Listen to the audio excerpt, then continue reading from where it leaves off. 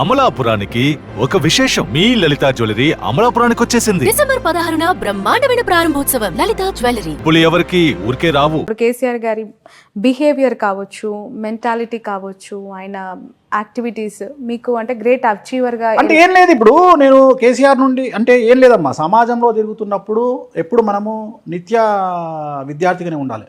ఒక్కొక్కళ్ళ దగ్గర నుండి కొన్ని నేర్చుకుంటాం. ఇప్పుడు జగన్మోహన్ రెడ్డి గారి దగ్గర నుండి, రేవంత్ రెడ్డి గారి దగ్గర నుండి నేర్చుకున్నది ఏంటంటే, నేను జగన్మోహన్ రెడ్డి గారు జైలుకు పోయినా కూడా ఒక సీఎం కొడుకు అయ్యి ఉండి అన్ని డబ్బులుండి కూడా జైలుకు పోయి కష్టాలు అనుభవించి కూడా ఆయన ఎప్పుడు తన కాన్ఫిడెన్స్ను కోల్పోలే. అట్లనే రేవంత్ రెడ్డి గారు కూడా 109 కేసులు పెడితే కూడా ఆయన ఎప్పుడు చెల్లించలే. ఆయన టార్గెట్ సీఎం పదవే. సో అట్లా ఉన్నారు కాబట్టి వాళ్ళు అచీవర్స్ అయ్యారు. వాళ్ళు అంత హార్డ్ వర్క్ చేయకపోతే చాలామంది ఏదో ఉత్తుత ఇవాళ వేణుస్వామి వచ్చి టీవీ ముందర కూర్చొని మాట్లాడలే, ఒక టంగ్ స్లిప్ అయ్యి నోరు జారితే 30 ml అన్నట్టుంటుంది కథ. టీవీలో టెలికాస్ట్ అవుతుంది. గుర్తుంది కదా? గుర్తుందో మర్చిపోయినా మనం. గుర్తుంది. మరి అట్లుంటుంది కథ. మనం ఒక్కసారి ఎయిర్లోకి వెళ్ళిపోయింది అనుకో, వాయిస్ ఆడుకుంటారు జనాలు. అట్లనే కేసీఆర్ గారు అడ్మినిస్ట్రేటర్ అయిన తర్వాత రాజశేఖర రెడ్డి గారి దగ్గర ఉన్న గొప్పతనం ఏంది అంటే, పెద్ద ఆయన దగ్గర ఉన్నది ఏంటి అంటే, ప్రేమతో తెలంగాణ ఇచ్చిన జాతిపిత. అంతే. ఇంకా ఆయన పేరు అది చరిత్రలో నిలిచిపోతుంది. ఇక అది మామూలు కాదు కదా. ఆయన సీఎంలు గీఎంలు ఇవన్నీ వేస్ట్ మాటలు. ఆయనకు ఉన్న బిరుదు ముందు, జాతిపిత అనే బిరుదు ముందు, తెలంగాణ జాతిపిత అనే బిరుదు ముందు ఇవన్నీ ఇంకా పక్కకు పోయినట్టే. సో ఈ బిగ్ అచీవర్. ఇంకా వేరే వాళ్ళతో కంపేర్ చేస్తే ముఖ్యమంత్రుల పాలన వేరు. ఇప్పుడు చంద్రబాబు నాయుడు 1994 నుండి 2004 వరకు 92లో ఫైనాన్స్ మినిస్టర్గా నేనే కూర్చోబెట్టిన, 94లో సీఎంగా నేనే కూర్చోబెట్టిన, 98, 99లో నేనే సీఎంగా కూర్చోబెట్టిన. ఇవాళ కూడా ఈనాడు పేపర్ తీస్తే ఫ్రంట్ పేజీలో నా బొమ్మ ఉంటుంది చంద్రబాబు నాయుడు గారితో. ఇప్పటికి కూడా మీరు చూస్తే చూడవచ్చు ఆ ఫోటో. సో అప్పుడు నేను నా కళ్ళతో చూసిన is a big achiever, big administrator. ఆయన వస్తుంటే ఐఏఎస్లో కూడా భయపడ్డటువంటి సిచ్యువేషన్ నేను చూసిన. అదే చంద్రబాబు నాయుడు గారిని 2014లో చూడలేకపోయినా, ఎందుకంటే తర్వాత ఆయనకున్న చరిష్మ పోయింది. కానీ ఆ 10 ఏళ్ళు ఆయన అడ్మినిస్ట్రేషన్ చేసింది, అదొక చరిత్ర. అట్లనే రాజశేఖర రెడ్డి గారు ఆ రాజసం ధోతిలో కూడా, ఆ రాజసం పంచకట్టులో కూడా ఆ రాజసం ఎవరు చేయరు. అట్లనే కేసీఆర్ గారు అడ్మినిస్ట్రేషన్ ఏంది అంటే, భయపెట్టైనా సరే అట్లా నిలబెట్టారు. సో అది ఆయన స్పెషాలిటీ. సో వీళ్ళందరూ చరిత్రలో నిలిచిపోయే మనుషులు. Okay, right. 2 రాష్ట్రాల్లో జనసేన పార్టీ యొక్క ప్రభావం, జనసేన పార్టీ స్థాపించిన అధినేత యొక్క ఇంపాక్ట్, పవన్ కళ్యాణ్ గారు ఇక్కడ పాలిటిక్స్లో 6 స్థానాల్లో వాళ్ళ అభ్యర్థులను పెట్టి 8 స్థానాల్లో పెట్టారు. 6 స్థానాలు ఐ థింక్ ఆయన ప్రచారం చేసినట్లున్నారు ఇక్కడ. సో ఎలాంటి ఇంపాక్ట్ 8 స్థానాల్లో ఏమైంది? డిపాజిట్ కూడా రాలేదు. నేను ఎప్పుడో చెప్పిన పరిస్థితులు బాగాలేవు అని చెప్పిన. ఎవరికి? పవన్ కళ్యాణ్ గారికి.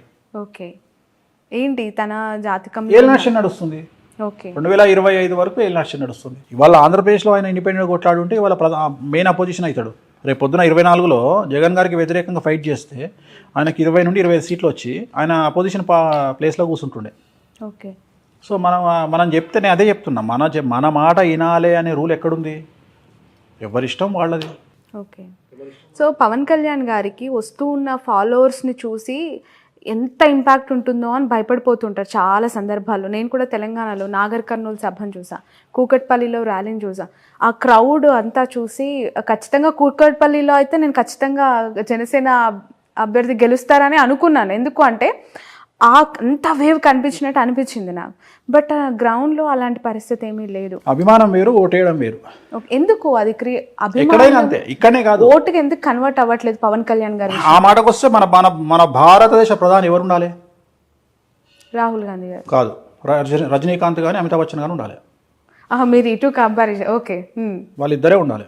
అప్పుడు భారతదేశానికే కాదు, ప్రతి స్టేట్ సీఎం ఒక సినిమా యాక్టర్ అయి ఉండాలి. అంతే కదా. హయ్యెస్ట్ జనాలు ఎవరికి వస్తారు? తలైవకి వస్తారు. రజనీకాంత్ వచ్చిండు అనుకో, జనాలందరూ వచ్చి నిలబడతారు రోడ్డు మీద. మరి ఆయన ప్రధానమంత్రి కావాలి, అమితాబ్ బచ్చన్ రాష్ట్రపతి కావాలి. అట్లనే మిగిలిన స్టేట్ సీఎంలందరూ ఆయా స్టేట్ హీరోలు కావాలి. ఎందుకైతే లేరు? ఎన్టీ రామారావు తర్వాత ఎందుకు అంత అవుతుంది? ఇవాళ తెలుగుదేశం పార్టీ అధినేతను తీసుకుపోయి జైల్లో పెట్టినా కానీ మాట్లాడకుండా జూనియర్ ఎన్టీఆర్ ఎందుకు మాట్లాడతలేడు? అంటే నిజాలు తెలుసు కాబట్టి, గ్రౌండ్ లెవెల్లో పరిస్థితులు అనుకూలంగా లేవు కాబట్టి.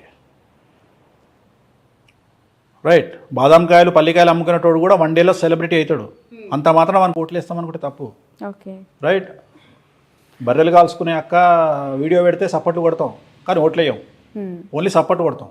ఓకే, అంతే. పవన్ కళ్యాణ్ గారి పరిస్థితి కూడా బర్రె లెక్కతో సమానం అంటారా? బర్రె లెక్కతో సమానం అనట్లేదు నేను. అనేది స్టేటస్ వేరు, జనాలు రావడం వేరు, ఆ వచ్చిన వాళ్ళు ఓటు హక్కు కింద కన్వర్ట్ అవ్వడం వేరు. నేను మాట్లాడేది అది. దాన్ని చూసి జనాలను చూసి ఓట్లు పడతాయి అనుకోవడం తప్పు అని చెప్తున్నా. ఎప్పుడే కానీ జనాలకు ఓట్లకు సంబంధం లేదు. బట్ టీడీపీతో పొత్తుని ఒకవేళ వాళ్ళు విరమించుకున్నా, పవన్ కళ్యాణ్ గారు విరమించుకొని బీజేపీతో కలిసి ఎన్నికల్లోకి దిగితే ఇంపాక్టెడ్ సీట్స్ ఏమైనా, అంటే ఏమైనా ఇన్ఫ్లుయెన్స్డ్ సీట్స్ ఏమైనా ఉండొచ్చా ఏపీలో? ఇప్పుడు ఇండివిజువల్గా పవన్ కళ్యాణ్ రేపొద్దున కూడా టెక్నికల్గా మాట్లాడితే పవన్ కళ్యాణ్ గారు పోటీ చేస్తే టీడీపీ ఓటు పవన్ కళ్యాణ్ గారికి కన్వర్ట్ అవుతుందా?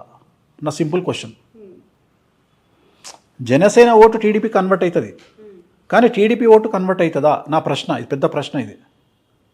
దీనికి ఆన్సర్ చేస్తే జవాబు వస్తుంది. నేను అడిగే ప్రశ్నకు ఆన్సర్ చేయి. టీడీపీ ఓటు జనసేన కన్వర్ట్ అయ్యే అవకాశం ఉండదు. పొత్తు పెట్టుకున్నప్పుడు ఖచ్చితంగా పొత్తు పెట్టుకున్నా యాక్సెప్ట్ చేయాలి కదా. ఓకే, ఇయ్యరు. తెలంగాణలో 8 చోట్ల జనసేన పోటీ చేసింది. ఎవరితో కలిసి? టీడీపీ, జనసేన, బీజేపీ పోటీ చేసినట్టే కదా తెలంగాణలో. టీడీపీ ఎన్నికల బారి నుంచి లేదు, కానీ అన్అఫీషియల్ గానే సపోర్టే కదా. జనసేన అంటే టీడీపీ కూడా జనసేనతో కలిసింది ఆంధ్రాలో. లేదు.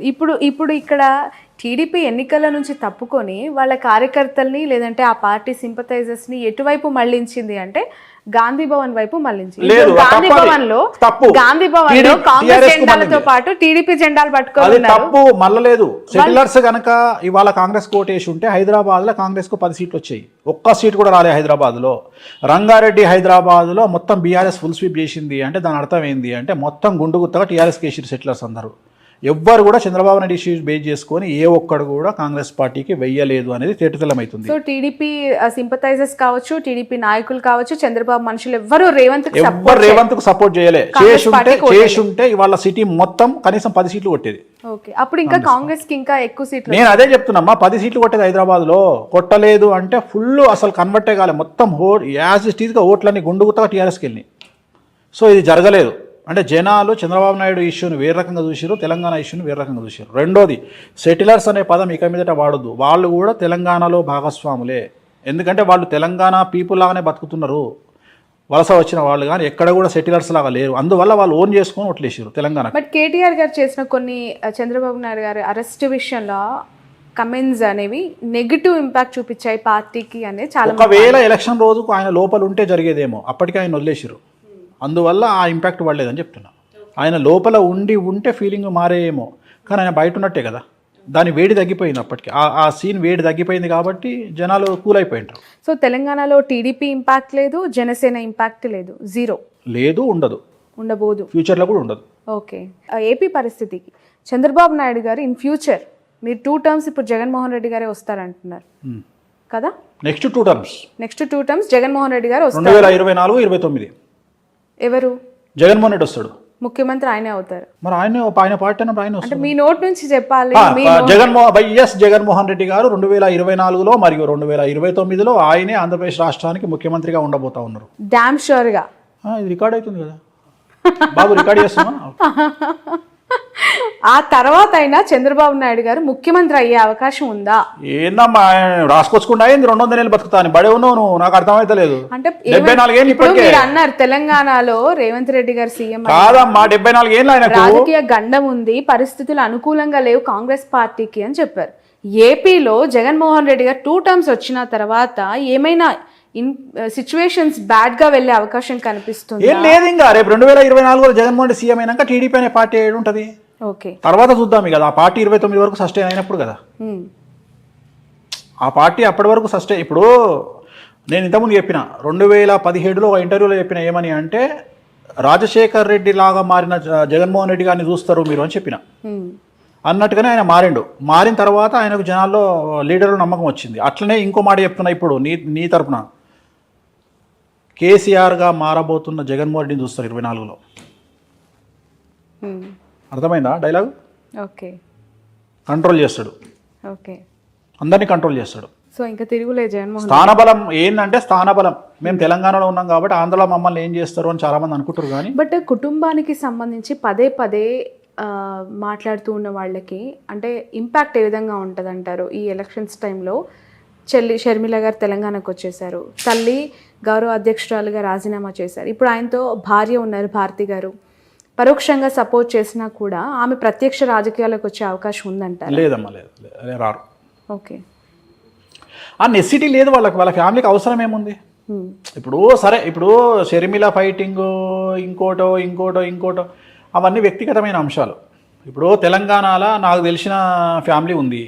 అన్న టీఆర్ఎస్లో ఉన్నాడు, తమ్ముడు బీజేపీలో ఉన్నాడు, వాళ్ళ పెద్దన్న కాంగ్రెస్లో ఉన్నాడు.